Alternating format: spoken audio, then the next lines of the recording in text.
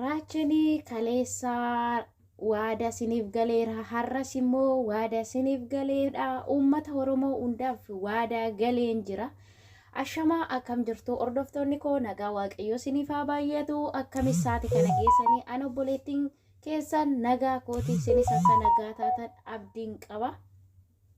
Egaa har'amoo waan bareedaa waan sin gammachiisu sinii qabadhee tana dhufaa.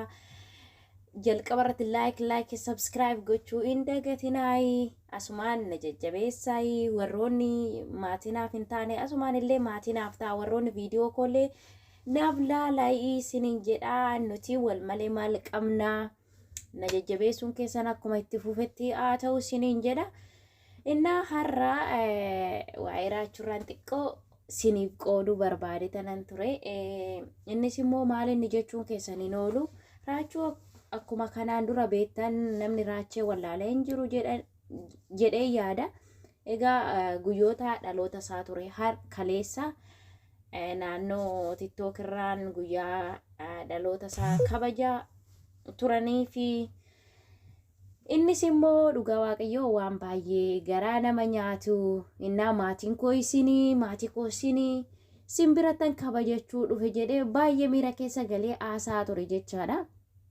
Kaleessa illee jechoota baay'eenaan jedhamaa ture har'a illee jechoota baay'eenaan jedhamaa ture ani garuu waadaa keessan hin dagadhu kaleessa illee amantaadhanis ta'ee kutaadhanis ta'ee nan beektani har'as immoo ani waan tokko irratti argame sin hin gaddisiisuu jedhee dubbatee jira jechaadha. Raacheen hundumti keessa namni raachee wallaalee hin jiru raacheen nama amantaa namaallee hin xunne nama kutaa namaallee hin xunne nama hojii isaa irratti bichaa xiyyeeffannoo godhu jechaadha. Egaa namni tokko nuti Oromoon walirratti ka'uu malee wal guddisuu hin beeknu jechaadha. Namni gaafa guddina namaa argee eessarraan cabsinu eessarraan duubatti deebifnu eessatti nu gaditti gad deebifnu jennee walirratti kaana jechaadha. Mucaan kun aniyyuu ergan beeku jamma ergan bare waggaa 3 in ta'a jechaadha. Mucaan kun namni amantaa isaa beeku hin jiru namni kutaan koo kana yookiis immoo amantaan koo kana jedhee mucaan kun guyyaa tokko amantaadhaan illee kutaadhaan illee gandi kiyyaa akkas illee jedhee guyyaa takka miidiyaa kanarratti dubbatee hin beeku jechaadha. Namni akka raachee dachee kanarra hin jira jedheen hin yaadu. Egaa hundumti keessaniyyuu akka jaalattan abdiin qaba. Raacheen waa tokkoon illee nama hin tuqu uummata isaatiif immoo wanta gochuu barbaadu biyya isaa keessa taa'ee wanta gochuun isarraa eegamu gochaa ture jechaadha. Ammas immoo gara fuulduraatti wanta uummanni koonarraa barbaadu waan mataa ol sin qabachiisu qabadhee tana sinii dhufa waan takka mataa gadi sin qabachiisu guyyaa takka qabadhee hin dhufu jedhee waada siniif galee jira jechaadha. Har'as immoo kananas gahee jajjabina sinii fi burus immoo jajjabina keessan na barbaachisaa naaf jiraadha jedhee jira. Egaa raachuun dhugaa dubbachuu fi nama amala gaariillee qabu nama kutaa namaallee yookiis ganda namaallee tokko miti waa bakka uummata isaatii wanta hojjechuu qabu hojjetudha jechaadha.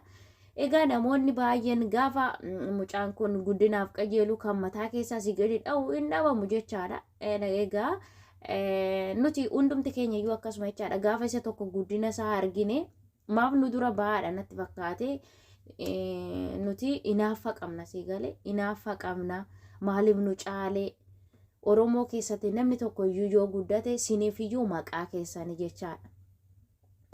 Garuu osoo amma samoona darbe irratti wantoota baay'ee itti iyyaa turan jechaadha duuba isaarra jechaadha. Dhugaa waaqayyo jaalala namaa waaqayyotu namaa kenna. Namoonni baay'een osoo raachuun osoo wanta baay'ee argu jechaadha odoo gadi isa galabbatanii osoo inni akkasii inni amaara jala kaata mana osoo jedhaniini har'a garuu inni eessa jirtu warroota isaa arrabsan kana akka dhalatanii lafarra jiraniyyuu hin beekan jechaadha. Garuu warroonni keessattuu miidiyaa kanarratti wantoota garaagaraa jiran inni bakka hojii isaa hojjetaa kaayyoo qaba. Sin garuu waayifaa madaami isinitti tolee mucaa gadi galabbattanii irraa dhiichistu. Inni bakka sin jirtanuu quban qabu. Maaliif kun immoo inaaffaadha. Inaaffaadha. Maaliif nu dura bahee maaf nu caala beekamtii argate osoo mucaan kun iyyuu beekamtiidhumayyuu baqa guddateeyyuu Oromoo keessayyuu guddachuun waan tokko jechaadha. Nama beekutti egaa raachoon guyyaa dhaloota isaa kaleessa ture. Wantoota baay'ee dubbatee ture jechaadha.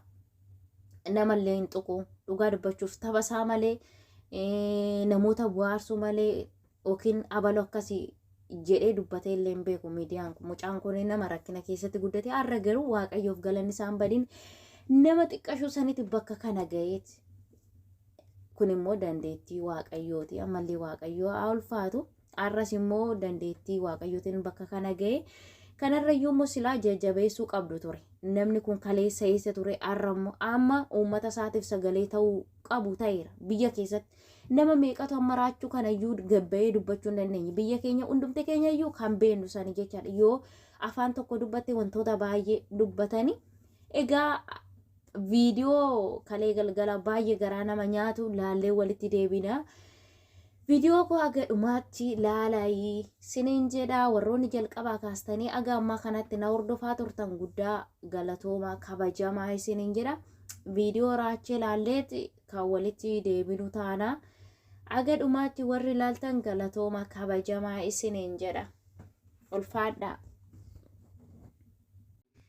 Isaa caalaa namni laanjaa keessi warra waan cheekii lagayee namni kuma dhibba tokko sadan taa'ee silaalaa kennan namni sun biiftii si kennu biyya tokko tokko ajaa'oo si gochuu kunaaf wasa jaalala waan hundaa so namni keessi warra waan cheekii lagayee namni kuma dhibba tokko sadan taa'ee silaalaa hamaan waan namni naayisa si kennu waan jaalala keessa qabu kunaaf waan guddaa waan hundaa jaalala so anas waan nama kanaan bas waadaa si galee abas waadaa kanan waan hamaan waan naayisa hamaan waan jaalala keessa qabu waan hamaan qabu yeroo namni anas waadaa nama kanaan bas waadaa si galee abas waadaa tokko keessa taa'ee yeroo waan hamaan yeroo namni taraa waan hamaan kun waadaa namni taraa hammi hojjetu namni taraa yeroo galata tokko keessa taa'ee yeroo namni tokko